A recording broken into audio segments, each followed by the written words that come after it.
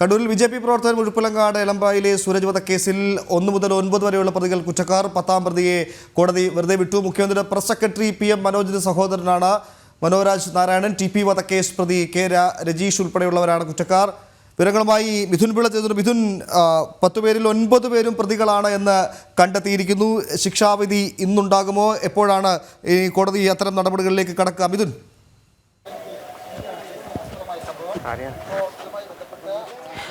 ഉമേഷ്, ഇപ്പോൾ നമ്മോടൊപ്പം ഈ സ്പെഷ്യൽ പബ്ലിക് പ്രോസിക്യൂട്ടർ തന്നെ ചേരുന്നുണ്ട്. എന്താണ് ഞാൻ പറയുന്നത്? ഒടുവിൽ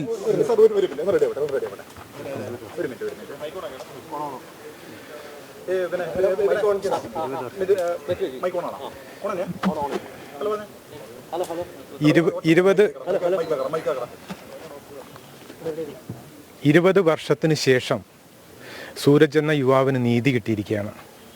കാരണം 2004 ജൂലൈ മാസം 7-ാം തീയതി ഇതേ പ്രതികൾ അദ്ദേഹത്തിനെ വെട്ടിക്കൊല്ലാൻ ശ്രമിച്ചു. 6 മാസം കിടപ്പിലായ സൂരജിനെ ഈ കൊലപാതകം നടക്കുന്നതിന് ഒരാഴ്ച മുമ്പ് ഇതിലെ 7ാം പ്രതി CPM ലോക്കൽ സെക്രട്ടറി ആയിരുന്ന പ്രഭാകരൻ മാസ്റ്റർ വ്യാജ പരാതി നൽകി.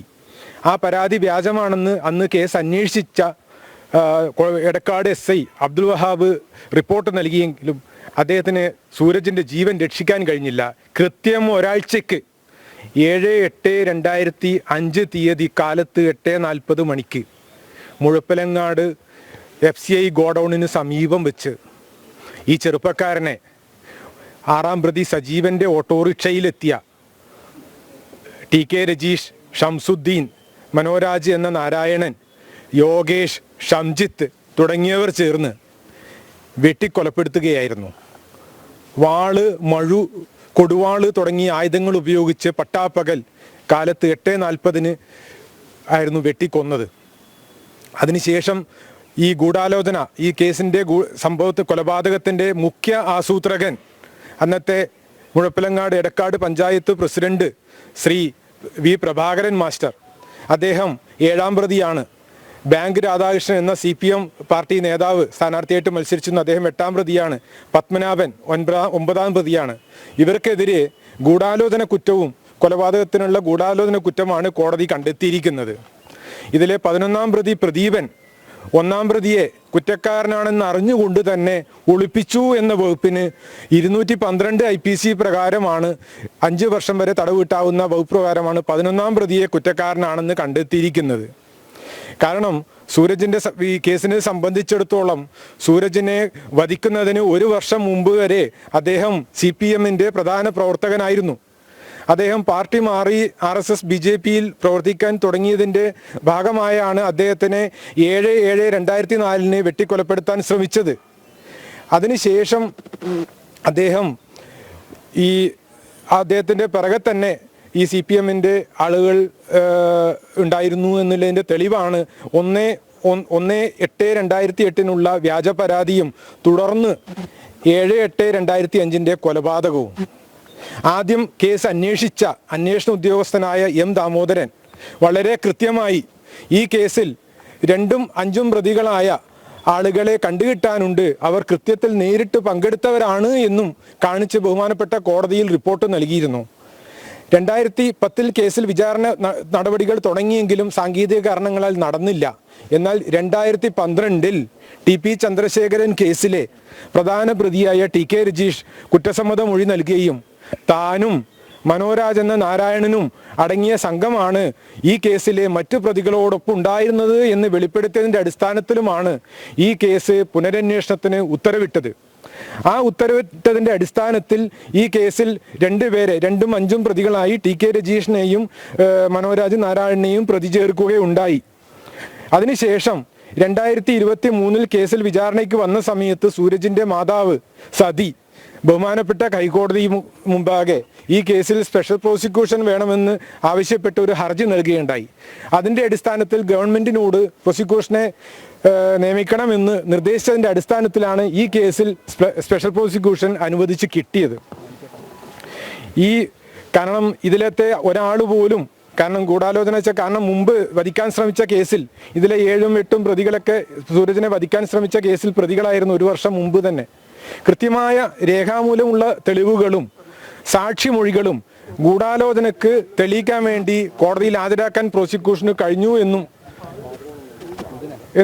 എന്നുള്ളതാണ് ഇതിൻ്റെ ഒരു പ്രധാന കാരണം. ഞാൻ ഈ കേസിൽ എൻ്റെ കൂടെ സഹായിക്കാൻ കേസ് അന്വേഷണത്തിന് കേസ് വിചാരണ ഘട്ടം മുതൽ ഞാൻ റിട്ടയർഡ് ഓഫീസർ ദാമോദരൻ, അദ്ദേഹത്തിൻ്റെ പേര് ഞാൻ പ്രത്യേകം എടുത്ത് പറയുകയാണ്. കാരണം ഈ കേസിലെ ആദ്യ അന്വേഷണം നടത്തി കുറ്റപത്രം സമർപ്പിച്ചത് 10 പ്രതികൾക്കെതിരെ കുറ്റപത്രം സമർപ്പിച്ചത് ശ്രീ എം ദാമോദരനായിരുന്നു. സിറ്റി CA ആയിരുന്നു. അദ്ദേഹം റിട്ടയർഡായി DYSP ആയിട്ട്. അദ്ദേഹം ഈ കേസിൻ്റെ വിചാരണ തുടങ്ങിയ അന്നു മുതൽ ഈ കേസിൽ ബഹുമാനപ്പെട്ട കോടതിയിൽ ഒരു റിട്ടയർഡ് പോലീസുകാരനെന്ന ഉപരി ഈ കേസിൽ സഹകരിച്ചിരുന്നു. അതുപോലെ ഈ കേസിൽ എനിക്ക് സഹായം തന്ന എല്ലാവർക്കും, പ്രത്യേകിച്ച് ആഭ്യന്തര വകുപ്പിനും എല്ലാവർക്കും ഞാൻ എൻ്റെ നന്ദി അറിയിക്കുകയാണ്. എൻ്റെ കൂടെ നിന്ന സഹപ്രവർത്തകർക്കും നന്ദി അറിയിക്കുകയാണ്. ടോട്ടൽ 12 പേര് 2 പേര് മരിച്ചില്ലായിരുന്നു. 10 പേർക്ക് 9 പേര്. അതാണ് ഈ കേസിൽ ആകെ 12 പ്രതികളാണ് ഉണ്ടായിരുന്നത്. അതിൽ 1-ാം പ്രതി ഷംസുദ്ദീൻ, 12-ാം പ്രതി രവീന്ദ്രൻ, അന്നത്തെ പാർട്ടി ഏരിയ സെക്രട്ടറി ആയിരുന്നു. ഇവർ വിചാരണയ്ക്കിടെ മരണപ്പെട്ടിരുന്നു. അതുകൊണ്ട് 10 പേർക്കെതിരെയാണ് കോടതി വിചാരണ നടപടികൾ ആരംഭിച്ചത്. അതിൽ 9 പേർ കുറ്റക്കാരനാണെന്ന് കണ്ടെത്തി. ഈ കേസിൽ തിങ്കളാഴ്ച ശിക്ഷ പറയും.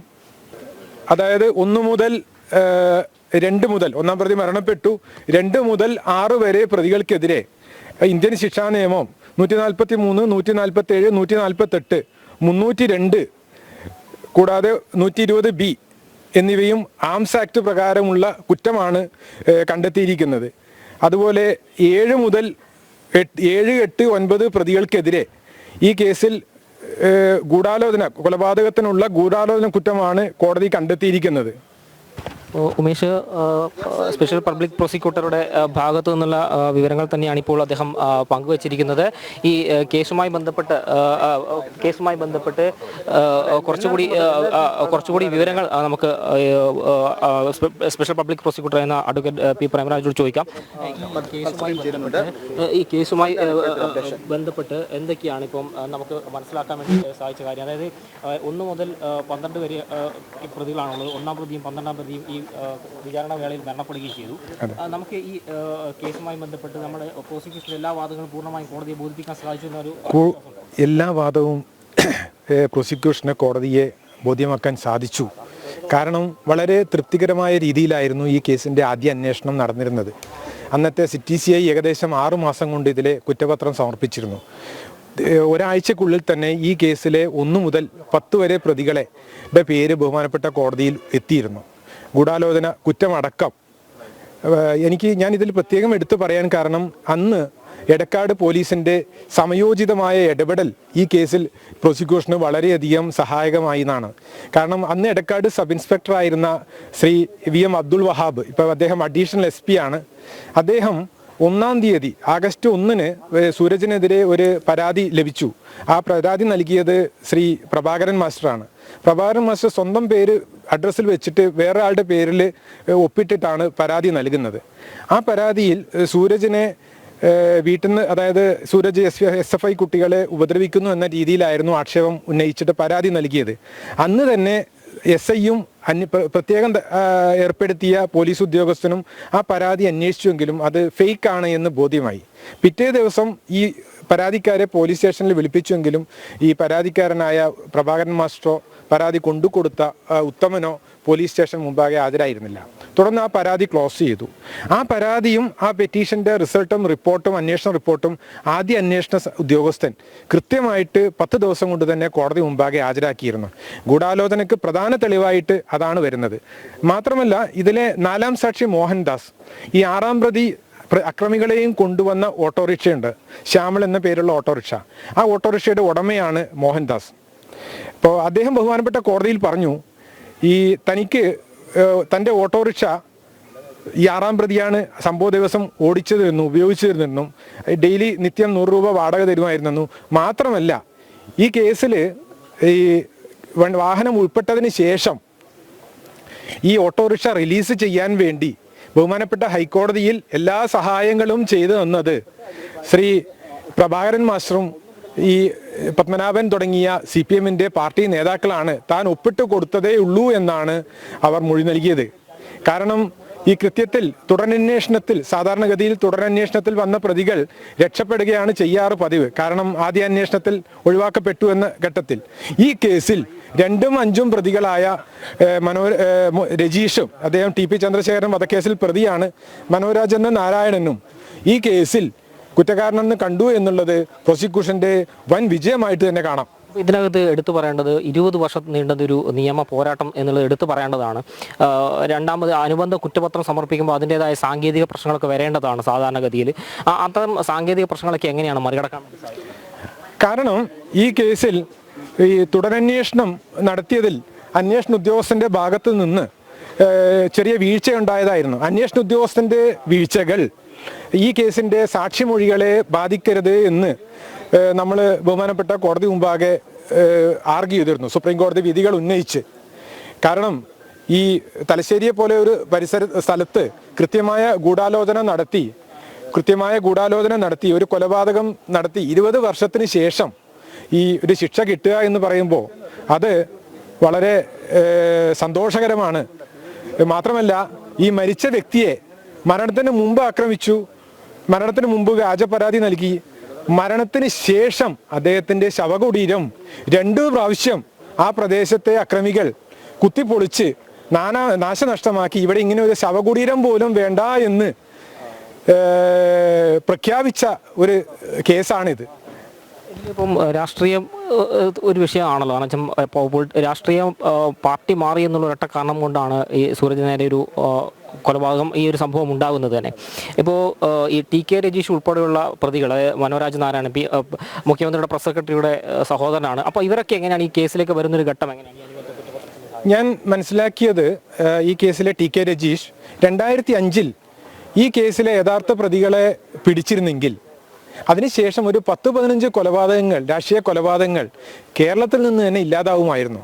10-15 രാഷ്ട്രീയ കൊലപാതകങ്ങളിൽ നിന്ന്, ടി പി ചന്ദ്രശേഖരൻ അടക്കമുള്ള രാഷ്ട്രീയ കൊലപാതകങ്ങളിൽ നിന്ന് കേരളം രക്ഷപ്പെടുമായിരുന്നു.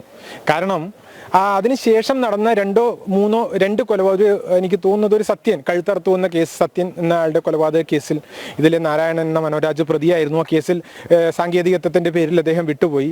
അതുപോലെ പ്രേംജിത്തിന്റെ വധശ്രമ കേസിൽ പ്രതിയായിരുന്നു കുറ്റസമ്മത മൊഴിയുടെ അടിസ്ഥാനത്തിൽ. കാരണം അപൂർവങ്ങളായി കോടതി സാക്ഷിമൊഴികളെ വിശ്വസിച്ച് കൃത്യമായ പ്രതികളിലേക്ക് അന്വേഷണ സംഘം എത്തിച്ചേർന്ന്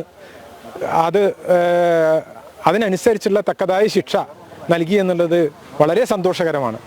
ഈ കേസുമായി ബന്ധപ്പെട്ട് ഒരുപാട് ഇപ്പം 20 വർഷം എന്നുള്ളത് ചെറിയൊരു കാലയളവല്ലല്ലോ. അപ്പോൾ ഈ നമുക്ക് സ്വയം ചില വിവരങ്ങൾ കണ്ടെത്തേണ്ടി വരും, കോടതിയെ അത് ബോധിപ്പിക്കേണ്ട സാഹചര്യങ്ങളൊക്കെ വരാമല്ലോ.